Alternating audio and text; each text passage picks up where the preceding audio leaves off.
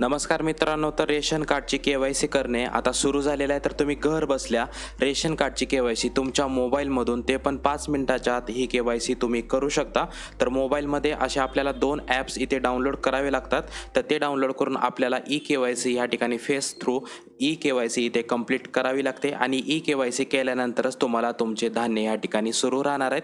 तर डायरेक्टली मी तुम्हाला मोबाईलच्या स्क्रीनवरती इथे घेऊन जातो असणार आहे आणि इथे सगळ्यात पहिलं आपल्याला प्ले स्टोअरवरती मेरा ई-के-वाय-सी हे आपल्याला सर्च करायचं आहे आणि हे ॲप इथं इन्स्टॉल करून घ्यायचं आहे. मी ऑलरेडी इन्स्टॉल करून घेतलेलं आहे. तुम्ही इथे ह्याला डाउनलोड करून मोबाईलमध्ये तुमच्या इन्स्टॉल करायचं आहे आणि सोबतच आधार फेस आय डी. ओके, तर आधार फेस आय डी पण इथं आपल्याला सर्च करून घ्यायचं आहे. मी ऑलरेडी दोन्ही ॲप माझ्या सिस्टीममध्ये माझ्या मोबाईलमध्ये हे इन्स्टॉल करून घेतलेलं आहे. तर आधार फेस आय डी हे ॲप्लिकेशन आपल्याला इथे ओपन करायचं नाही आहे. जेव्हा आपण मेरा के-वाय-सी डाउनलोड करतो तेव्हा हे आधार फेस आर डी हे ॲप्लिकेशन इन्स्टॉल असणं गरजेचं आहे.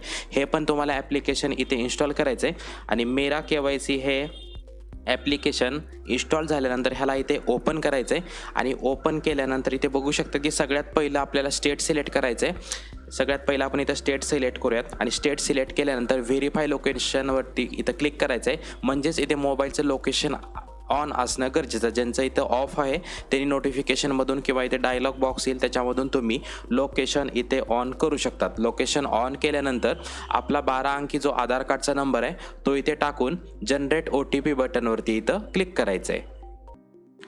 तर मी इथं आधार कार्ड नंबर एंटर करतो. तर मी आधार कार्ड नंबर एंटर केल्यानंतर इथे OTP सेंड केला जातो. तर 6 डिजिटचा OTP इथं सेंड केलेला आहे आणि सोबतच आपल्याला कॅप्चा कोड इथे टाकून घ्यायचा. दोन्ही प्रोसेस मी इथं करून घेतो. OTP टाकल्यानंतर आणि कॅप्चा कोड टाकल्यानंतर ही स्क्रीन या ठिकाणी ओपन झालेली आहे.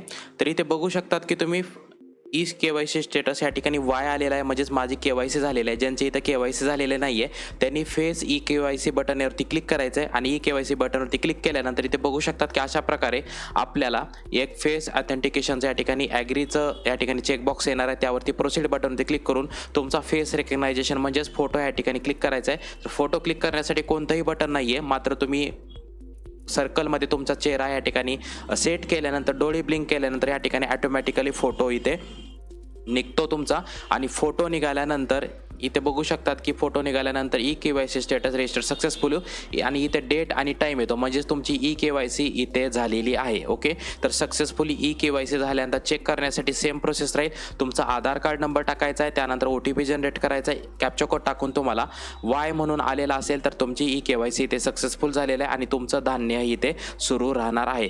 तर महत्त्वपूर्ण ही व्हिडिओ होता. तुमच्या फ्रेंड्स फॅमिली सर्कलला शेअर करा आणि अशाच महत्त्वपूर्ण अपडेटसाठी चॅनलशी कनेक्टेड राहायचं आहे. जय हिंद, जय महाराष्ट्र.